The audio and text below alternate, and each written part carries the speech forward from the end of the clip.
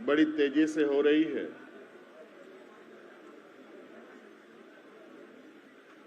कहीं ना कहीं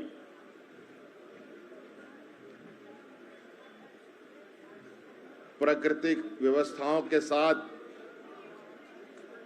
बड़े पैमाने पर छेड़छाड़ होना इसका मूल कारण है।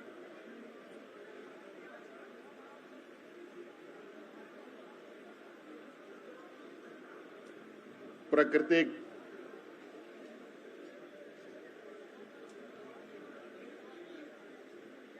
के साथ छेड़खानी या उसके साथ अन्य प्रकार के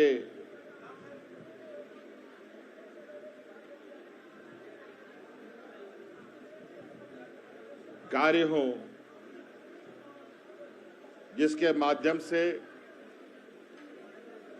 कहीं ना कहीं कोई ना कोई प्राणी इससे प्रभावित होता है, चाहे वो मानव जीवन हो, चाहे वो वन्य प्राणी हो, चाहे वो जल प्राणी हो। जितने भी तरीके के प्राणी इस धरती में पाए जाते हैं, सभी को कहीं ना कहीं प्रभावित ये करती है। आज ये जरूरी है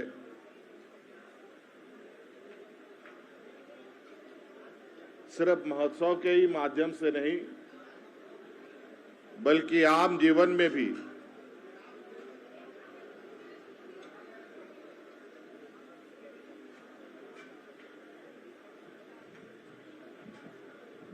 पर्यावरण से संबंधित उसको संरक्षित करने के लिए जो व्यक्तिगत रूप से हो पाएगा वो कदम हमें उठानी चाहिए। आज तो ये सुनियोजित तरीके से अध्यक्ष महोदय जी के निगरानी में ये कार्य हो रहा है, लेकिन ये मेरा मानना है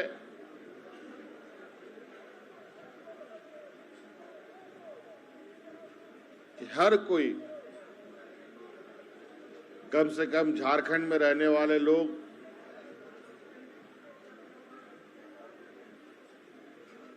जिनका संबंध ही यहाँ के प्रकृति को के साथ रहा है,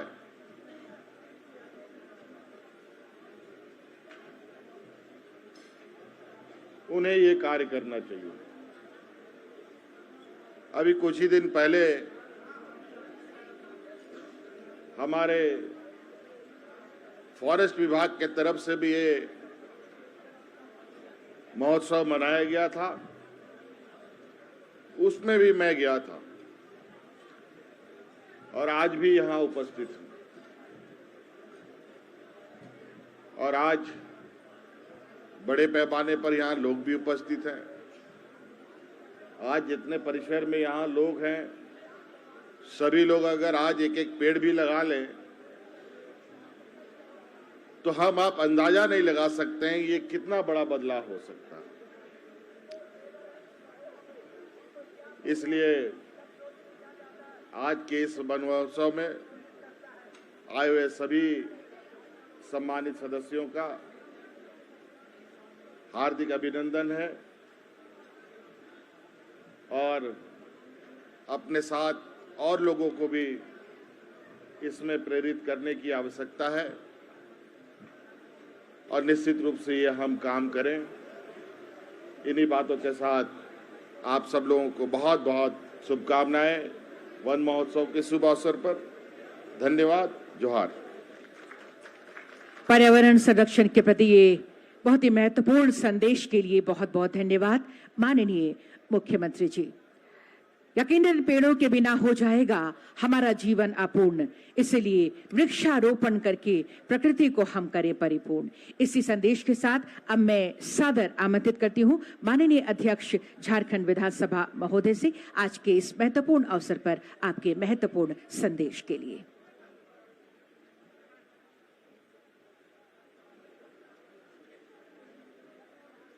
74वां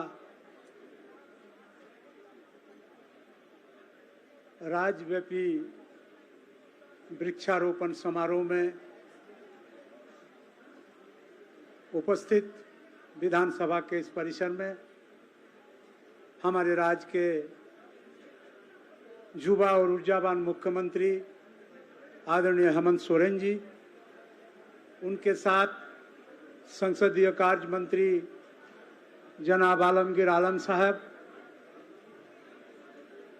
मंत्री माननीय मंत्री चंपा सोरेन जी, जोबा मांझी जी, बादल पत्रलेख जी, मंत्रिमंडल के तमाम सहयोगीगण और झारखंड विधानसभा के तमाम पक्ष और विपक्ष के माननीय सदस्यगण,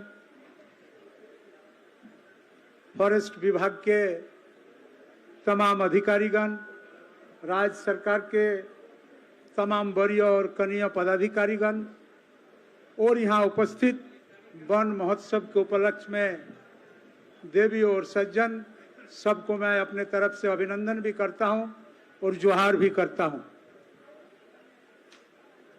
सही मायने में आज के समय में ये एक अत्यंत आवश्यक है कि हमारे झारखंड राज्य के अंदर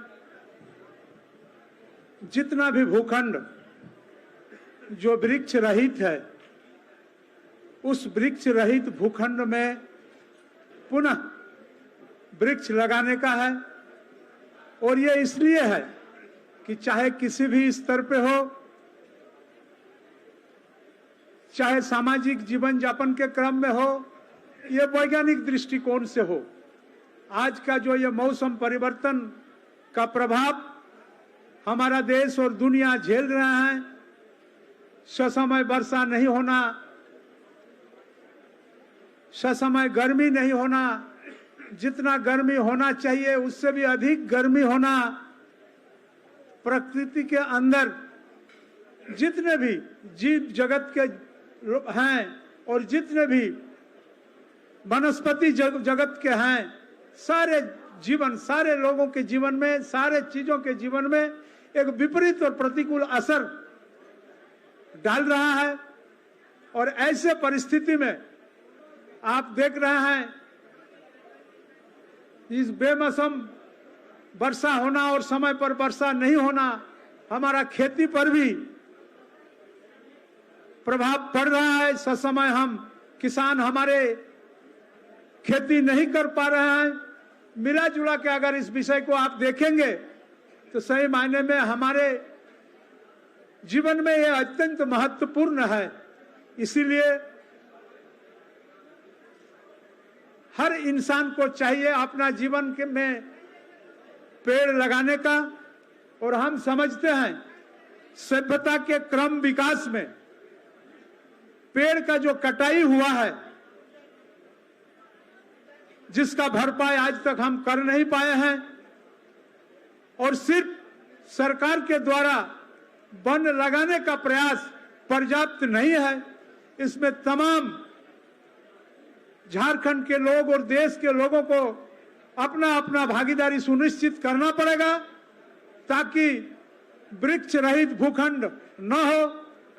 हमको स्मरण है जब हम लोग हमारे दल के साधारण सदस्य और कार्यकर्ता के रूप में हम लोग कार्य करते थे, तो हमारे पार्टी के सुप्रीमो और अगवा नेता हर बैठक में आदरणीय दिसम गुरु वीर शिबू सोरेन कहते थे कि हमारे पार्टी के सदस्य होने के लिए सदस्यता रसीद तो आवश्यक है ही है, और हर सक्रिय कार्यकर्ता साथी को 5-5 पेड़ अपना जमीन में लगाने की जरूरत है।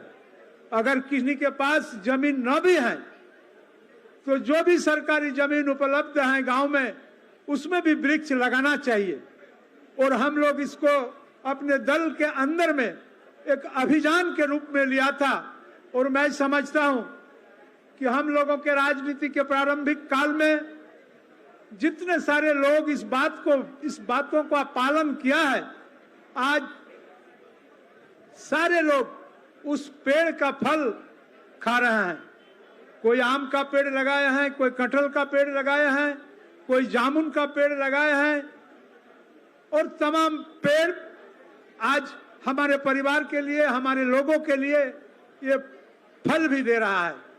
इसलिए हर इंसान को निश्चित रूप से पेड़ लगाना चाहिए। और जो अभी का परिवेश, जो समय अभी उत्पन्न हुआ है, हम सारे लोग इससे चिंतित हैं। और मैं समझता हूं इस मौसम परिवर्तन का इस दौर में अगर दूसरा और भी कुछ कारण है तो अलग है, लेकिन पेड़ का न होना, वृक्ष का न होना, यह भी एक बहुत बड़ा कारण है। इसलिए जहां भी वृक्ष रहित भूखंड है उसमें पेड़ लगाना आवश्यक है। विशेष करके हमारे राज्य के अंदर में जंगल से आच्छादित क्षेत्र